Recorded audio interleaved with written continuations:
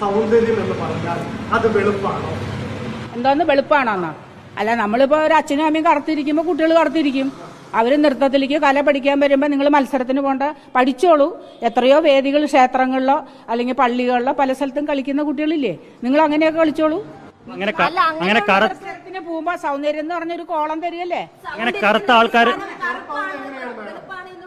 അതെന്തിനാ അങ്ങനെ വെക്കുന്നതിനാ അവര്?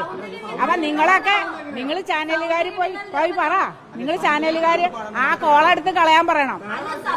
ആ സൗന്ദര്യം ഇപ്പൊ ഒരു മേക്കപ്പിന് ഒരു ആർട്ടിസ്റ്റിന് ഒരു കുട്ടിയെ ചെയ്യണമെങ്കിൽ 5000 രൂപ മേടിക്കണം. എന്താ അറിയോ? അതായിക്കോട്ടെ, അപ്പൊ ആ കുട്ടീനെ സൗന്ദര്യം ഉണ്ടാക്കി അങ്ങ് എടുക്കുകയാണ്. മേഡം, സൗന്ദര്യം ഉണ്ടെന്ന് പറയുന്ന മേഡവും മേക്കപ്പ് ഇട്ടാനല്ലേ വേദി കയറുന്നത്? ആണ്, അല്ലാതെ അപ്പൊ ആരും കണ്ടോണ്ടിരിക്കില്ല. സൗന്ദര്യം ഇല്ലാത്തവർ മേക്കപ്പ് ഇട്ട് കഴിഞ്ഞാൽ അവർക്കുള്ള സൗന്ദര്യം ഉണ്ടാക്കി എടുക്കുകയാണെന്ന്, സൗന്ദര്യം ഉണ്ടാക്കി എടുക്കുകയാണ്.